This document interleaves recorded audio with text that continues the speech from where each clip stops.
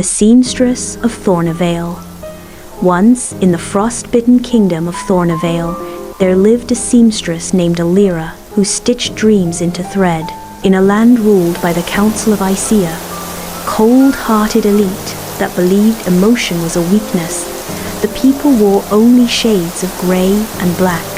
Color, they claimed, bred chaos, laughter, desire, rage too vivid, too loud, too dangerous. And so they outlawed color in every form. Lyra lived quietly in the Weeping Ward, where the common folk whispered stories of what blue skies might have once looked like. By day, she mended the lifeless tunics of grieving widows and soot-stained overalls of coal miners. But by night, she stitched in secret, guided by candlelight and longing. It began with a single crimson thread. She found it in the pocket of a forgotten cloak from the old world, hidden beneath a floorboard in her grandmother's home. The moment her needle touched it, warmth pulsed through her fingers, and the thread shimmered. Not from light, no, it glowed from within. She stitched a small ribbon and tucked it beneath her own collar. That night, she dreamt in color for the first time. Soon, Lyra began experimenting. The red thread responded to her mood glowing bright when she was angry, dimming to pink when she felt love, twisting to maroon in fear. It was emotion made visible. It was magic. She called it heart stitch. Words spread in whispers. One by one, villagers came with scraps of memory-faded scraps from their ancestors, heirlooms wrapped in sorrow. Lyra worked carefully, discreetly, weaving little pieces of heart stitch into gloves, belts, or hidden seams. A grieving boy's scarf turned golden when he laughed. An old woman's shawl glowed sea green when she danced. For the first time in years, people felt seen. But not everyone welcomed this quiet revolution. Lady Vance, head of the Council of Ice, had eyes and ears everywhere.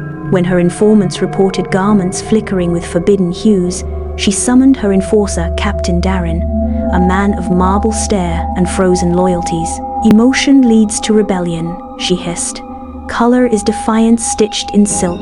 One crisp morning, guards raided the Weeping Ward. Lyra's workshop was torn apart.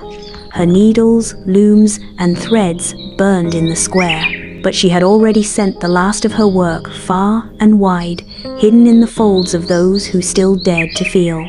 They arrested her anyway. Lyra was shackled and dragged to the ivory court.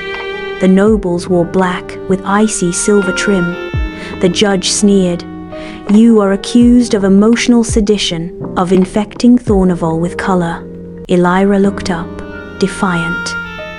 "I gave them hope." Before her sentence could be passed, a ripple stirred in the gallery. A child stood up, then a baker, then a widow. One by one, they revealed the hidden threads in their clothing ribbons, linings, embroidery. Colors burst forth like sunrise through frost. The gallery glowed, and then a noblewoman young and frightened rose from the council's bench. From under her sleeve, a glimmer of soft green unfolded. "She stitched this for me," she said quietly, and for the first time, I could feel my sorrow without shame. Even Captain Darren paused. Lady Vance snarled, but the crowd's silence had shifted. It was no longer fear, it was strength, a tide she could not stop. "I won't beg," Lyra said, "but I will not apologize for making people feel." The council tried to silence her, but the world outside the court had already changed. Color spread like wildfire, empathy, joy, rage, love, all stitched into being.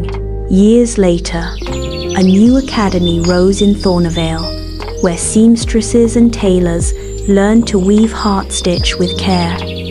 Emotion wasn't feared, but taught, honored, balanced. And Lyra? She never stopped stitching. Her gowns walked the halls of peace summits and healing centers.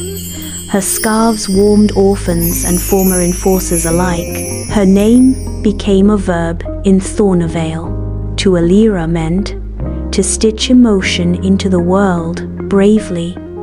And yes, they lived not without sorrow, but in full color, happily ever after. If you like the video, then please subscribe the channel and press bell icon